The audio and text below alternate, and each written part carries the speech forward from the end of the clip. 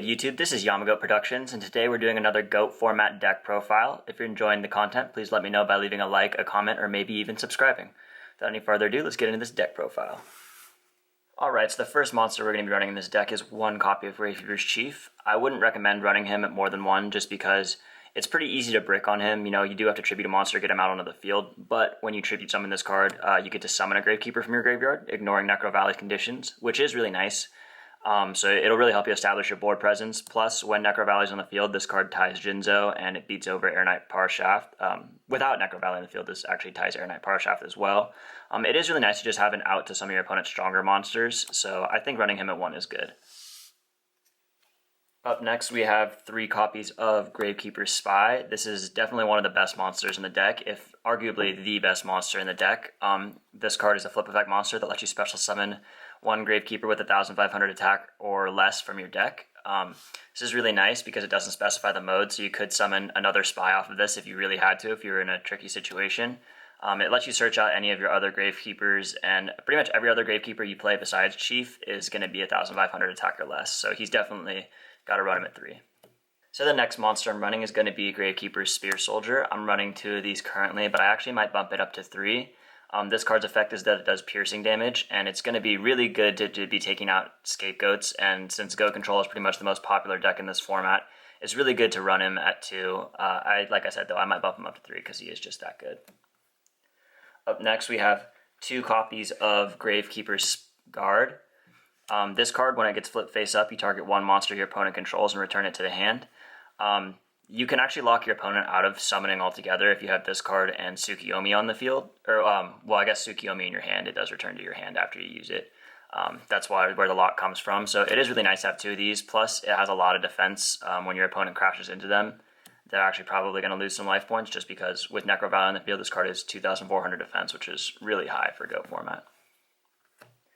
Next, we have 2 copies of Gravekeeper's Assailant. I think this card is good, but it has a really big drawback where basically its effect goes away if Necro Valley's not on the field, and then it just turns into a vanilla beater, and 1,500 vanilla beater is not that great, but its effect when Necro Valley is on the field is that when this card attacks, you can change the battle position of an opponent's monster, so this is really good. You can beat over Jinzo by changing it into defense mode, or Air Knight Power Shaft, this card probably just runs over if Necro Valley's on the field because it'll be at 2,000. It is really good. It helps you beat out problematic monsters, but I don't think you'd need to run more than 2 just because of the drawback of having its effect negate or not exist when Necro Valley isn't on the field. Up next, I run 2 copies of Mystic Tomato. I'm actually considering changing this to Night Assailant. I do like that you can just float into pretty much any other Gravekeeper with this card's effect, because if you notice, they're actually all darks. But I don't know, Night Assailant would be really good just because you can get flip effects back from your graveyard, or flip effect monsters back from your graveyard. And I don't know, it just kind of fits in with this deck. It even kind of looks like a Gravekeeper, so considering changing that, but right now we're running 2 Mystic Tomatoes. After that, I have 1 copy of Tsukiyomi. You could run this at 2. I just personally don't like ever seeing more than 1 of this in my hand, just because it really breaks your momentum, because you're not going to be able to establish a board presence with this card because it just returns to your hand. That being said, its effect is really good, and like I said, you can lock your opponent out of summoning monsters when you use it in combination with Gravekeeper's Guard. You can also keep flipping Gravekeeper's Spy face up to summon more and more monsters from your deck, so it's really good. I definitely wouldn't cut it from your deck, but I wouldn't recommend playing it at more than 1. So after that, I run only 4 more monsters. They're pretty generic. 1 Breaker for back roll removal, and it just has high attack overall. It's a really good card. 1 Tribe Infecting Virus to deal with problematic monsters that other Gravekeepers can't deal with, like BLS. 1 Sangan, mostly to search the 1 Tsukiyomi, but also to get any Gravekeeper that you need. And 1 Morphing Jar to replenish your hand. So that about rounds off the monsters. Now let's get into the spell cards. So we're going to start with the Trinity. You pretty much need this in almost every deck from this format. These cards are just so good that you're at a severe disadvantage if you don't run them. So up next, I'm playing 3 copies of the field spell Necro Valley. This card is really good against Chaos decks. That's why you'll see a lot of GOAT format decks actually even running this in their side deck just to shut down Chaos decks. but also it makes Gravekeepers gain 500 attack and defense, which will push most of them to about 2,000 attack points, which just makes them really strong. But also the fact that it just shuts down Chaos decks is really amazing, because this also not only specifically Chaos decks, but you can hit your opponent's VLS or Chaos Sorcerer if they're running that. Next, I run 3 copies of Book of Moon. This is for the same reason we run the 1 Tsukiyomi. We have a lot of flip effect monsters in this deck, and it's really nice to be able to reset them and use their effects more than once. But on top of that, it's also really good to shut down your opponent's Thousand Eyes Restrict or any other problematic monsters they have on their side of the field. So definitely run it at 3, especially in this deck. Then we have 2 copies of My Body as a Shield. This is really just to prevent your monsters from getting hit with Nobleman of Crossout, because you don't want them to remove the other copies of them from your deck, because you're going to be at a severe disadvantage if they hit your Spy, or really any Gravekeeper, but most importantly Spy. And speaking of Nobleman of Crossout, we actually run 2 Nobleman of Crossout in our own deck. Just because it's good against us doesn't mean we can't use it against our opponent. It's really good. It's pretty generic. You see it in pretty much every GOAT format deck, but you run 2 because you can. If you could run 3, you probably would.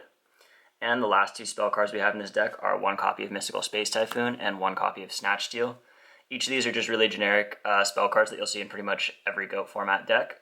They're just really good. Spot removal and taking control of a monster is just pretty much always a good play. I don't know if you noticed, but we don't run Premature Burial or Heavy Storm in this deck. Premature Burial is pretty obvious because Necro Valley won't even let you use it. But Heavy Storm might be a little less obvious, and my philosophy behind that is that you might hit your own Necro Valley, and most of the time you want to have Necro Valley on the field. Plus we play a pretty heavy trap lineup for GOAT format, and you don't want to hit your own traps too, so that's why I don't run a Heavy Storm in this deck.